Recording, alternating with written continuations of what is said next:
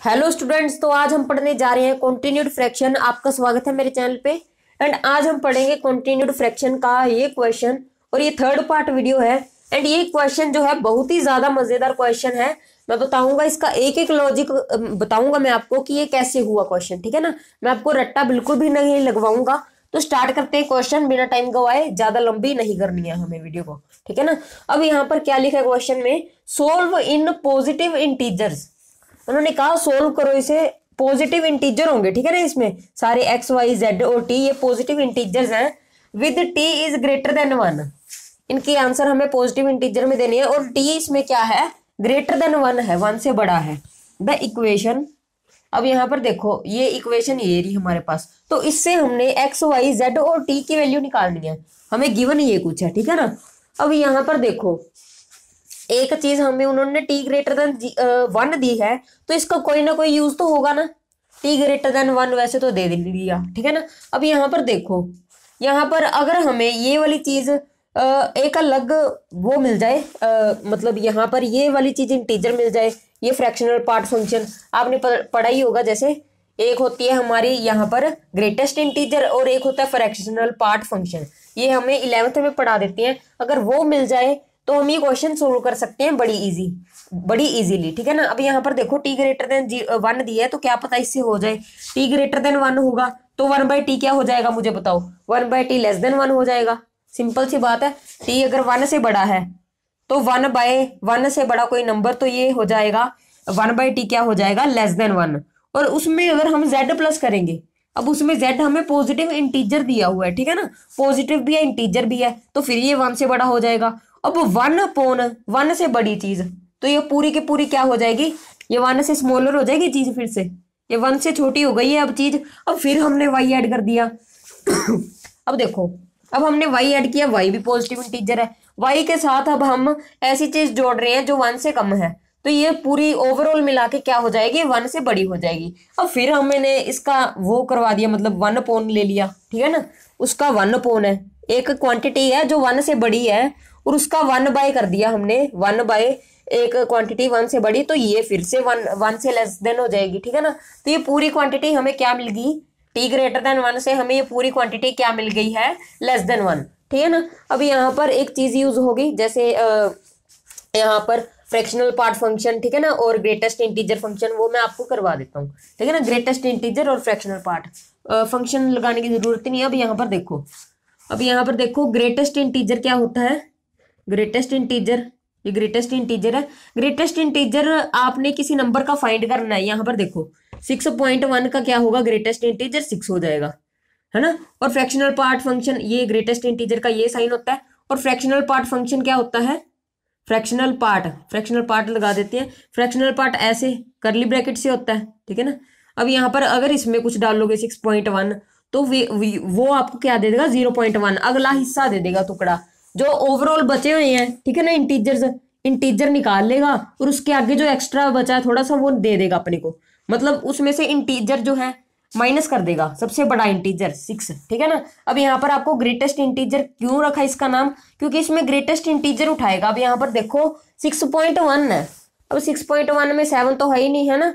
इसकी वैल्यू या तो 6 + 1 लिख सकते हैं, 6 + 0.1, या लिख सकते हैं 5 + 1.1, ऐसा लिख सकते हैं। पर हमें सबसे बड़ा इंटीजर चाहिए, ठीक है ना। उसमें से सबसे बड़ा इंटीजर उठाना है हमने। अब यहाँ पर कोई भी वैल्यू है 6.3, इसका ग्रेटेस्ट इंटीजर लोगे 6 आ जाएगा। अब यहाँ पर 18.4 ले लोगे, इसका ग्रेटेस्ट इंटीजर 18 आ जाएगा। 18 क्यों आया, कोई भी वैल्यू है उसके जो ये पॉइंट में लिखा हुआ है ये बेकार हिस्सा है, फ्रैक्शनल पार्ट है ये हम तो छोड़ देंगे। और जो ओवरऑल जो ये 18 है, बड़ा जो नंबर है, इंटीजर है हमारे पास, वो हम रख लेंगे, ठीक है ना। ये होता है ग्रेटेस्ट इंटीजर और फ्रैक्शनल पार्ट फंक्शन। और अगर हमने किसी नंबर को इसमें दर्शाना है, किसी नंबर को, तो वो कैसे दर्शाएंगे, जैसे हमारे पास है 18.8, ठीक है ना। अब हमें इसे ग्रेटेस्ट इंटीजर और फ्रैक्शनल पार्ट के कॉम्बिनेशन में लिखना है, तो कैसे लिखेंगे, 18 + 0.8। अब इसमें ये जो 18 है ये हमारा क्या है, ग्रेटेस्ट इंटीजर, और ये क्या है 0.8, ये है हमारा फ्रैक्शनल पार्ट, ठीक है ना। तो ऐसे दर्शाते हैं हम। अब हमें इसकी क्या जरूरत पड़ी कंसेप्ट की, इसकी जरूरत इसलिए पड़ी हमें कंसेप्ट की, क्योंकि यहाँ पर देखो, यहाँ पर हमें ये तो पता चल ही गया ना कि ये क्वांटिटी क्या है, हमारी 1 से छोटी है। और हमेशा हमें ये भी पता है कि ये जो फ्रैक्शनल पार्ट होता है ये हमेशा 1 से छोटा होता है, ठीक है ना। फ्रैक्शनल पार्ट किससे छोटा होता है, फ्रैक्शनल पार्ट हमेशा 1 से छोटा होता है, ठीक है ना, और 0 से बड़ा होता है, 0 या 0 से बड़ा, ठीक है ना। और जो ग्रेटेस्ट इंटीजर होता है वो कहाँ से लेकर कहाँ तक होता है, वो सारे इंटीजर्स होते हैं, ग्रेटेस्ट इंटीजर बिलोंग्स टू आई, ठीक है ना, ये होता है। तो ये हमें पता है कि फ्रैक्शनल पार्ट है ये वाली क्वांटिटी, क्योंकि ये 1 से छोटी है और 0 से तो बड़ी होगी ऑब्वियसली, या 0 भी हो सकती है, कोई चक्कर नहीं है। अब यहाँ पर देखो जो x है हमारा, ठीक है ना, अब यहाँ पर x जो है हमारा, ये हमें इसे इंटीजर लिखना है, ठीक है ना, इंटीजर के रूप में लिखना है, पॉजिटिव इंटीजर फाइंड करना है। अब ये इसके इक्वल दिया हुआ है। अब ये देखो, ये तो इंटीजर है और ये क्या है, फ्रैक्शनल पार्ट, ठीक है ना। अब इसे हम क्या किस में तोड़ के लिख लेंगे, इंटीजर प्लस फ्रैक्शनल पार्ट, ठीक है ना, greatest integer plus fractional part. अब मुझे बताओ ग्रेटेस्ट इंटीजर क्या होगा। अब इसे या तो ऐसे भी लिख सकते हैं 1 प्लस, यहाँ पर लिख सकते हैं 1 प्लस, हाँ ठीक है, 27/10। पर यहाँ पर देखो ये फ्रैक्शनल पार्ट है और ये ग्रेटेस्ट इंटीजर है, ग्रेटेस्ट इंटीजर होगा इसका 3 होगा। क्यों 3 होगा, यहाँ पर देखो 10 से डिवाइड कर रहे हैं, सबसे 3 पॉइंट कुछ आएगी वैल्यू, 3.7 आएगी ना, 3.7 आ गई हमारे पास वैल्यू, तो हमारे पास जो ग्रेटेस्ट इंटीजर हो जाएगा वो तो 3 हो जाएगा, क्योंकि आगे वाला जो इंटीजर पड़ा है वो निकाल लेंगे, और जो आगे फ्रैक्शनल पार्ट बचेगा वो 7/10 करके बचेगा, ठीक है ना। अब 7/10 करके बच गया, तो इससे हमें क्या मिली, एक्स की वैल्यू, यहाँ पर एक्स की वैल्यू ये मिल चुकी है, ठीक है ना, ये हमारी एक्स की वैल्यू, क्योंकि ये क्या है, ग्रेटेस्ट इंटीजर एक्स, इसमें ग्रेटेस्ट इंटीजर, और ये वाला पार्ट जो है हमारा फ्रैक्शनल पार्ट है, ये वाला पार्ट फ्रैक्शनल पार्ट है, ठीक है ना। अब इसकी वैल्यू आगे सोल्व करते हैं इसे, एक्स की वैल्यू तो हमें 3 मिल गई इससे, this implies x equal to 3, x की वैल्यू 3 मिल गई। आगे सोल्व करते हैं, 1/y plus 1/z plus 1/t।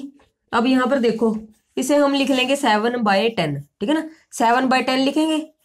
This implies, ये क्या इंप्लाई करेगा कि इसका अब रेसिप्रोकल करवा दो दोनों साइड, ठीक है ना, तो ही हम आगे सोल्व कर पाएंगे, ठीक है ना। अब यहाँ पर से क्या हो जाएगा, y इज इक्वल टू कितना हो जाएगा, y इज इक्वल टू कर रहा हूँ मैं, यहाँ से क्या हो जाएगा, y plus 1/z plus 1/t, z plus 1/t।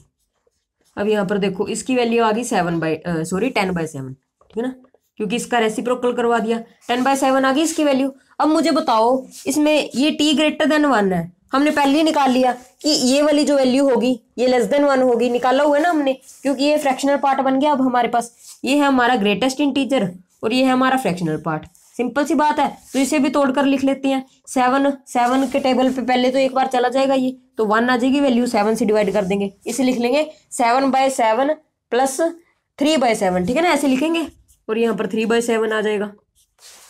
और अब यहाँ पर देखो ये जो y की वैल्यू है ये तो ये आ जाएगी, और इसकी वैल्यू ये आ जाएगी, सॉरी ये डाल रहा हूँ मैं, ये आ जाएगी, ठीक है ना, क्योंकि ये क्या था, ग्रेटेस्ट इंटीजर था और ये फ्रैक्शनल पार्ट ही तो था। फ्रैक्शनल पार्ट क्यों था, अभी मैं आपको बता चुका हूँ, 1 से छोटी होगी value, t greater than 1, 1/t less than 1, z उसमें ऐड किया, पॉजिटिव इंटीजर है z की वैल्यू, ठीक है ना, फिर से ग्रेटर देन 1 और 1 उसका अगर रेसिप्रोकल करवा देंगे तो लेस देन 1 हो जाएगा, ठीक है ना। अब यहाँ पर इससे हमें क्या पता चला, y की वैल्यू तो 1 आ गई, this implies y is equal to 1।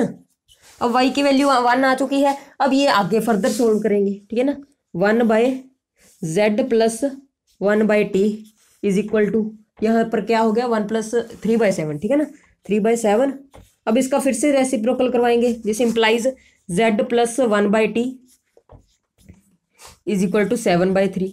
अब यहाँ पर देखो मुझे बताओ कि यहाँ पर 1/t क्या है, फ्रैक्शनल पार्ट फंक्शन है, फ्रैक्शनल पार्ट है, ठीक है ना। फंक्शन तो वैसे फंक्शन ये वाला होता है, ये फंक्शन कहलाता है कि उसके आगे करली ब्रैकेट डाल दें, अंदर कुछ x हो, वैसे फ्रैक्शनल पार्ट कहेंगे हम इसे, ठीक है ना। अब ये फ्रैक्शनल पार्ट है, ठीक है ना, और अब यहाँ पर ये फ्रैक्शनल पार्ट इसलिए क्योंकि इसकी वैल्यू 1 से छोटी है, ठीक है ना। अब ये ग्रेटेस्ट इंटीजर होगा, क्यों ग्रेटेस्ट इंटीजर है, क्योंकि हमें पता है ये सारे वैल्यू क्या है, इंटीजर्स है और पॉजिटिव है, ठीक है ना, तो ये ग्रेटेस्ट इंटीजर भी हो जाएगा।